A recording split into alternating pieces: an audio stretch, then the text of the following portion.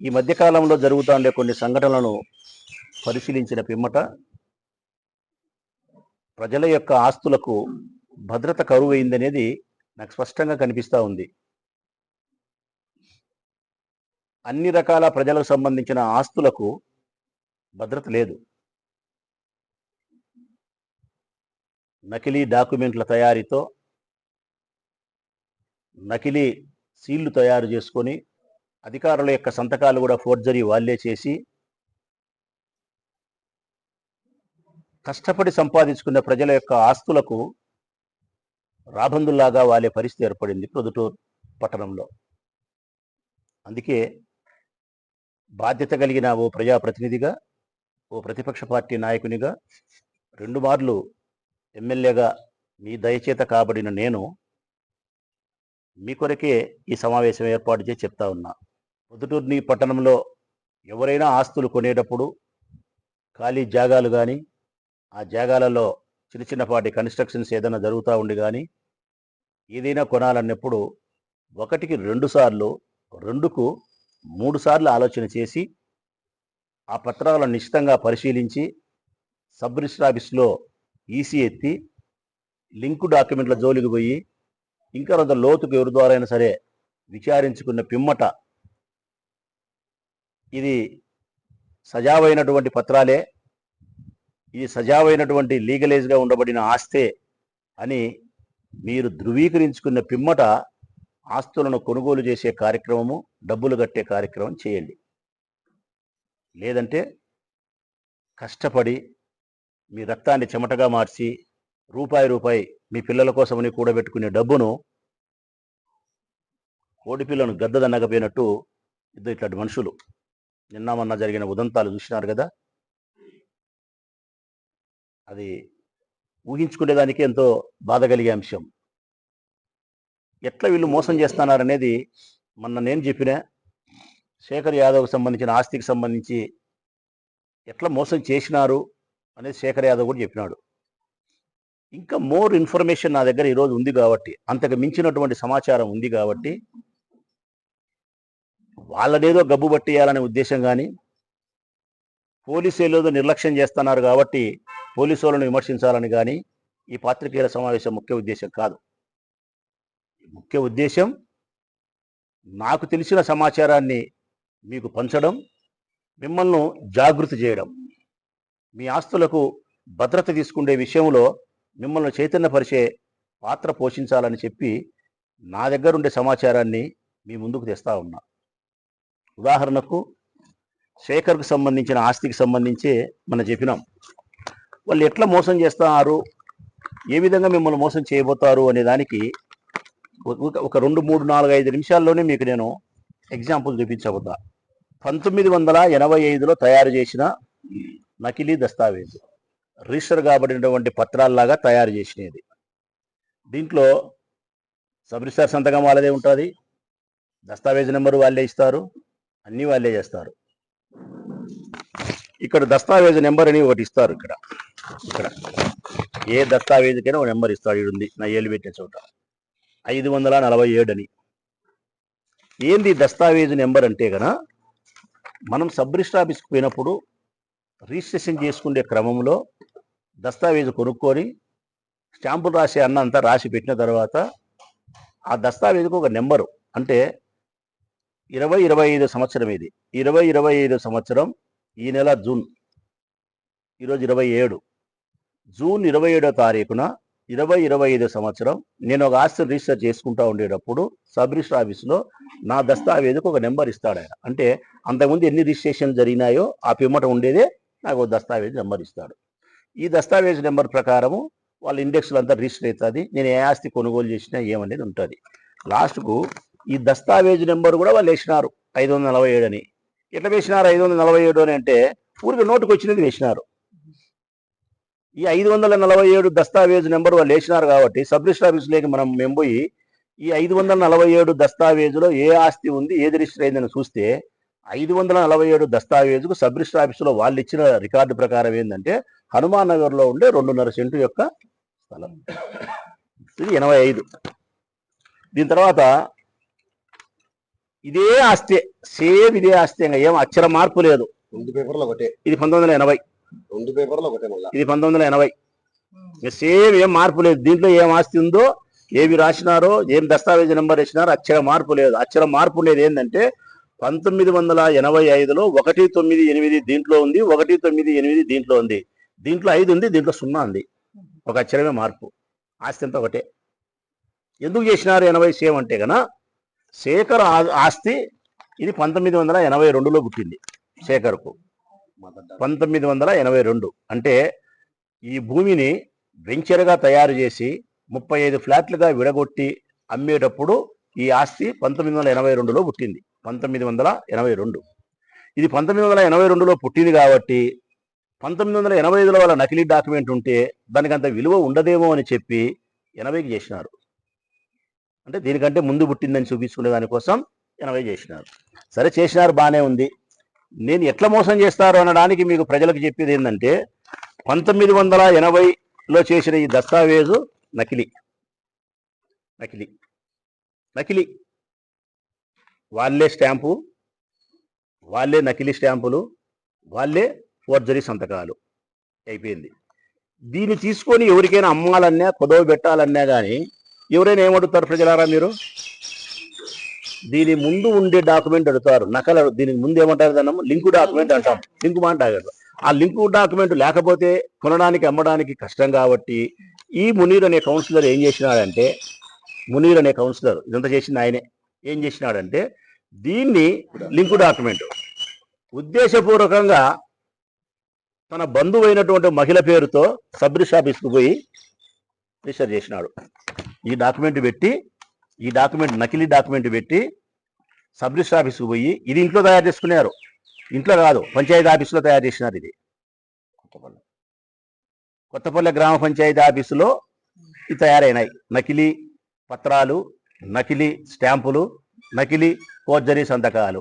కేవలం 500 రూపాయలు ఖర్చు పెట్టి పంచాయతీ ఆఫీసులో తయారు చేసిన కోట్ల విలువ చేసే ఆస్తిది.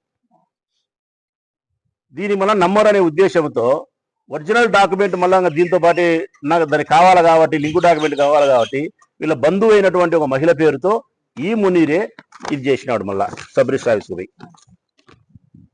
ఇది అమ్మినట్టు. దీంట్లో సబ్ రిజిస్టర్ ఆఫీస్లో పోతే ఇవన్నీ ఉంటాయి. ఈ రెండు పెట్టుకొని ఇక్కడ మోసం ఏం జరిగింది తెలిసిన? పంచాయతీ ఆఫీసులో కూర్చొని 500 రూపాయలతో 1,20,00,000 విలువ చేసి ఆస్తిని తయారు చేసుకున్నారు. దానికి లింకు డాక్యుమెంట్ కావాలి కాబట్టి వాళ్ళ మరదల పేరుతోనో వాళ్ళ బంధువు పేరుతోనో సబ్ రిజిస్టర్ ఆఫీస్కు పోయి రిజిస్టర్ చేసినారు. సబ్ రిజిస్టర్ ఆఫీసులో ఇది ఒరిజినల్ డూప్లికేట్ అని ఎవరేమీ గమనించేది ఉండదు ప్రజలారా. వాళ్ళకు రిజిస్ట్రేషన్ ఛార్జీ వస్తే చాలు, స్టాంపు పెట్టి అలా చేసేస్తారు. గమనించుకోవాల్సినది మనమే. ఇది ఒరిజినలా, డూప్లికేటా, మోసమా, ఈసీ ఎత్తినామా, లింకు డాక్యుమెంట్ ఎవరు, 4-5 లింకు డాక్యుమెంట్ తీసుకున్నామా, ఇది మనం చూసుకోవాలా. మనం చూసుకోకపోతే ఈ మోసగాళ్ళ చేతిలో మీరు మోసపోయే ప్రమాదం ఉంది. ఇతరు నకిలీ పత్రాలతో పంచాయతీ ఆఫీసులో 500 రూపాయలు పెట్టి 1,20,00,000 విలువ చేసి ఆస్తిని తయారు చేసి దానికి లింకు డాక్యుమెంట్ ఉండాలని చెప్పి తన బంధువైనటువంటి మహిళ పేరుతో సబ్ రిజిస్టర్ ఆఫీస్కు పోయి రిజిస్టర్ చేసినాడు. రిజిస్టర్ చేసిన తర్వాత ఈ 2 కాగితాలు చూపించి ఉప్పలూరు గురుభాస్కర్ రెడ్డి, ఇది చాపాడు, ఇది అన్యాయం. ఉప్పలూరు గురుభాస్కర్ రెడ్డి ఈయనకు తనఖా పెట్టినారు వడ్డీకి. ఎన్ని లక్షలు ఇప్పించుకొని 25 లక్షల రూపాయలు ఇతరులతో ఇప్పించుకొని ఈ ఆస్తిని నీ పేరుతో రిజిస్టర్ చేపిస్తాము, 2 రూపాయలు వడ్డీ కడతాము, పక్కా నీ పేరుతో రిజిస్టర్ చేపిస్తామని ఈ నకిలీ దస్తావేజు, నకిలీతో పాటు దానికి లింకు డాక్యుమెంట్ ఉండాలని చెప్పి వాళ్ళే ఉద్దేశపూర్వకంగా చేసిన 2 డాక్యుమెంట్లు చూస్తే ఈ గురు భాస్కర్ రెడ్డి మోసపోయినాడు. ఆయన 25 లక్షలు ఇచ్చినాడు. ఇప్పుడు గురు భాస్కర్ రెడ్డికి ఈ స్టోరీ అంతా ఇది మనం చెప్పిన తర్వాత ఆయన కళ్ళు తెరిచి చూస్తే మోసపోయినాడు. ఇంకా మోసం ఇంకొకటి దీంట్లో విచిత్రం ఏంటంటే, ప్రజలారా జాగ్రత్త, చాలా హుషారుగా ఉండండి. ఈ ఆస్తిని మళ్ళా మునీరు ఇంకొకరికి అమ్మినాడు. 1,00,00,000 కోటి రూపాయలుగా 1,20,00,000 అమ్మినాడు. అమ్మి 1/4 15 లక్షలు, 20 లక్షలు, 30 లక్షలు ఇస్తారు కదా, అది తీసుకోవాలా. దానికి సంతకం ఎవరు పెట్టాలి? అగ్రిమెంట్లో ఎవరు పెట్టాలా సంతకం? గురుభాస్కర్ రెడ్డి పెట్టాలా. గురుభాస్కర్ రెడ్డికి పోయి, అన్న నేను స్థలం అమ్మినా, నేను 1/4 ఇస్తారు, అగ్రిమెంట్ చేసి సంతకం పెట్టు, నేను తీసుకుంటా, మళ్ళీ తర్వాత రిజిస్టర్ అప్పుడు 25 లక్షలు వడ్డీ తీసుకొని మిగతాది నేను తీసుకుంటా అని చెప్తే సర్లే అని గురుభాస్కర్ రెడ్డి వచ్చి వాళ్ళకి అగ్రిమెంట్ సంతకం పెట్టినాడు. తనది కానీ ఆస్తికి పాపం ఆయన మోసపోయి 25 లక్షలు తీసుకున్న నేరానికి పెట్టినాడు. వాళ్ళు 1/4 ఇచ్చినారు. ఆ లెక్క వీడు తీసుకున్నాడు మునీరు. ఇప్పుడు డబ్బు పెట్టి కొన్నిటోడు ఎవడైతే ఉన్నాడో వాడు మోసపోయినాడు. వడ్డీకి ఎవరైతే గురుభాస్కర్ రెడ్డి ఇచ్చినాడో ఈ గురుభాస్కర్ రెడ్డి మోసపోయినాడు. లాభపనేది ఎవరు? మునీర్ అనే కౌన్సిలర్. మునీర్ అనే కౌన్సిలర్ వాళ్ళ తమ్ముని పేరుతో ఉంది, బషీర్ అహ్మద్ బషీర్ అతని పేరుతో. ఇంకా దీంట్లో విచిత్రం ఏంటంటే కామెడీ ప్రజలారా, ఇది జోక్, నవ్వొచ్చేది, పెద్ద జోక్ వచ్చేది ఏం తెలుసునా, 2022లో ఈ మునీర్ తమ్ముని పేరుతో ఆస్తి రిజిస్టర్ నకిలీనే 2022లో 2022లో ఆ ఆస్తిని అతని పేరుతో నకిలీ చేసుకునేటప్పుడు ఆ డాక్యుమెంట్లో వయసు కనపరుస్తారు కదా. నా పేరుతో చేసుకునేటప్పుడు రాచవల్ల శివప్రసాద్ రెడ్డి, మా నాయన పేరు శివశంకర్ రెడ్డి కుమారుడు రాచవల్ల శివప్రసాద్, నా వయసు 58 అని చెప్పి రాశారు కదా. అట్లా ఈ బషీర్ అహ్మద్ యొక్క వయస్సును 1922 ఆస్తి తన పేరుతో నకిలీ చేసుకునేటప్పుడు వయస్సు 38 సంవత్సరాలను రాసినాడు. ఎన్ని? 38. ఈ ఆస్తి ఇతని పేరుతో ఎప్పుడు రిజిస్టర్ కాబడింది, ఎప్పుడు పుట్టిందని చూస్తే 45 ఏళ్ళు. అంటే ఇతను పుట్టక ముందే 7 సంవత్సరాల ముందే ఇతని పేరుతో ఆస్తి.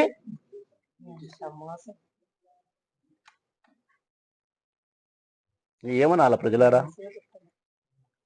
ఇప్పుడు ఈ 500 రూపాయలు పెట్టి ఎక్కడో ఒక ఆఫీసులోనో పంచాయతీ ఆఫీసులోనో ఇంట్లోనో కూర్చొని అంతా ఒక ముఠా కలిసి తయారయ్యి దోపిడీ చేసేదానికి ప్రయత్నం చేసి 1,20,00,000 పెట్టి శేఖర్ యాదవ్ ఆ స్థలాన్ని కొనింది తెలుగుదేశం ప్రభుత్వం అధికారంలోకి వచ్చిన తర్వాత, అంటే 6 నెలల క్రితం కొన్నాడు. తెలుగుదేశం పార్టీ అధికారంలోకి వచ్చిన తర్వాత 1,20,00,000 రూపాయలు పెట్టి తెలుగుదేశం పార్టీకి సంబంధించిన వరదరాజరెడ్డికి సంబంధించిన ముఖ్యమైన మర్యాదస్తులైన రియల్ ఎస్టేట్ వ్యాపారస్తుల దగ్గర కొన్నాడు. దారా భాస్కర్ రెడ్డి బావమర్ది కేశవరెడ్డి దగ్గర. దారా భాస్కర్ రెడ్డి మర్యాదస్తుడు, మంచోడు, వరదరాజరెడ్డికి ఎంతో ముఖ్యుడు, చాలా మర్యాదస్తుడు. ఆ పిల్లోని బావమర్ది కేశవరెడ్డి దగ్గర కొన్నారు. ఆ కేశవరెడ్డి కూడా ఎంత మర్యాదస్తుడు అంటే శేఖర్కి ఫోన్ చేసి 3 రోజుల క్రితం చెప్తున్నాడు, శేఖర్ నువ్వు మంచోనివి, మర్యాదస్తుడివి, సకాలంలో నాకు లెక్కించినావు, ఈ ఆస్తి సజావైనటువంటి ఆస్తి, వాళ్ళు వెధవలు మోసం చేస్తున్నారు, నీకు ఏదైనా ప్రమాదం అనుకుంటే, నీకు ఏదైనా పోలీసులు కానీ మరొకరు కానీ అన్యాయం చేసే పరిస్థితి ఉంటే నా ఆస్తి నేను రిజిస్టర్ చేయించుకుంటా, నీతో నీ డబ్బు 1,20,00,000 నీకు తిరిగి ఇస్తా శేఖర్ అంటున్నాడు అతను. మా దగ్గర ఉండబడిన అన్ని పత్రాలు తీసుకున్నాం. మునీర్ పేరుతో ఉండే, వాళ్ళ తమ్ముని పేరుతో ఉండే నకిలీ పత్రాలు 85, 80, ఇంకోరికి అమ్మినేది నకలు కోసం, లింకు డాక్యుమెంట్ కోసము, తర్వాత ఒక గురుభాస్కర్కు రిజిస్టర్ చేయించినది, ఇప్పుడు వేరే వాళ్ళకి చేసి అగ్రిమెంట్ చేసినది, మా దగ్గర ఉండే ఒరిజినల్ పత్రాలు అన్నీ కలిపి ఒక అర్జీ తయారు చేసి పోలీసు వాళ్ళకి ఇచ్చినాం, సబ్ రిజిస్టర్ ఆఫీసులో కనుక్కోబన్నాం, అంత తీసుకొని నిగ్గు తేల్చామని చెప్పినాం. ఈ నిగ్గు తేల్చేదానికి ఏమీ లేదు, వాస్తవానికి అయితే 1 గంట కూడా లేదంతా మా దగ్గరనే ఉంది.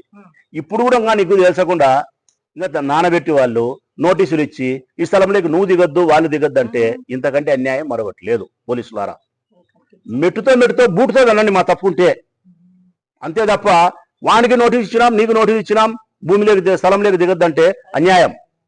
1 రోజు 2 రోజులో 3 రోజుల్లో మీరు నిగ్గు తేల్చేంత దిగొద్దంటే దిగకుండా ఉంటాం. కోట్ల రూపాయలు పెట్టి మా ఆస్తి పెట్టుకొని మేము కన్స్ట్రక్షన్ చేసుకుంటా అంటే మీరు దిగద్దని చెప్పి సంవత్సరాలు 6 నెలలు పెడితే అది న్యాయం కాదు. ఆ పని మీరు చేయొద్దు. వారమా 10 రోజుల మీరు తేల్చేంత వరకు పోవద్దు భూమిలోకంటే పోము.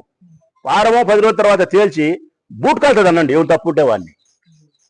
ఈ విషయం పైన మా దగ్గర ఉండే సమాచారంతో డిఎస్పీ గారిని కలిసి, బంగారెడ్డి వైస్ చైర్మన్, కౌన్సిలర్లు, శేఖర్ యాదవ్ మండలాధ్యక్షులు కలిసి డిఎస్పీ గారికి అర్జీ ఇస్తున్నాం.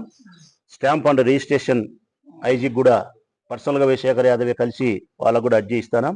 ఎస్పీ గారికి కూడా కాపీ టు ఎస్పీ గారికి కూడా అర్జీ పంపిస్తున్నాం. దీని మీద మేము లీగల్గా ఎంత దూరం పోరాడాలనో అంత దూరము పోరాడతాం. మా 10 సెంట్ల స్థలం కోసం కాదు, మా స్థలం మా దగ్గరనే ఉంది. మా ఈ ఊర్లో ఉండే ప్రజలకు అన్యాయం జరగకుండా ఉండేదానికోసం, ఈ ముఠాయిడికి సమాప్తమయ్యే దానికోసం, ఇంకొకరు ఇటువంటి కాగితాలతో రాకుండా ఉండేదానికోసం లీగల్గా ఎంత పోరాటం చేయాలనో పోలీస్ శాఖ, ఉన్న ప్రభుత్వ అధికారులు, కోర్టు అన్ని చోట్లకు పోతాం. నేను ఫైనల్గా ప్రజలకు చెప్పేది, మీరు ఈ ప్రొద్దుటూరు పట్టణంలో ఆస్తులు ఎక్కడైనా కొనుగోలు చేసేటప్పుడు ఈ నకిలీ దస్తావేజుల ముఠా ఉంది కాబట్టి, ఇదిగో ఇంత ఉదంతం మీకు చెప్పినా కాబట్టి 1-3 సార్లు మీరు పత్రాలను పరిశీలించి జాగ్రత్త పడిన తర్వాతనే ఆస్తులను మీరు కొనండి అనేది ఒకటి చెప్తాను. రెండవది, ఇటువంటి దొంగల ముఠాకు మద్దతు ఇవ్వకుండా మీ అభిప్రాయాన్ని మార్చుకొని ప్రజాహితం కోసం పనిచేయండి వరదరాజిరెడ్డి గారు, కుమారుడైనటువంటి కొండారెడ్డి గారు అని చెప్పి వారికి హితవు చెప్తా ఉన్నా.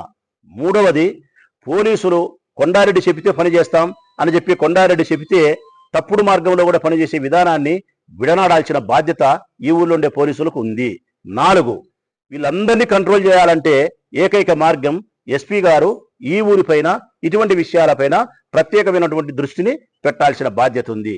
5, ఎవరు చేసినా ఎవరు ఏమి చేయకపోయినా ప్రజల ఆస్తులకు అన్యాయం జరిగినప్పుడు వైఎస్ఆర్ కాంగ్రెస్ పార్టీ మాత్రం రాచమల్లి శివప్రసాద్ రెడ్డి నాయకత్వం ఇక్కడ ఉండి మా వాళ్ళందరం కూడా ఈ ప్రొద్దుటూరు పట్టణంలో ఉండే సామాన్య ప్రజల కోసం మీ ఆస్తుల భద్రతకు అన్యాయం జరిగినప్పుడు మేము బజార్లోకి వస్తాం, మీ పక్షాన పోలీస్ స్టేషన్కి వస్తాం, మీ పక్షాన ఎక్కడికి రమ్మనే వచ్చి కొట్లాడేదానికి సంసిద్ధంగా ఉండామని తెలియజేస్తూ సెలవు.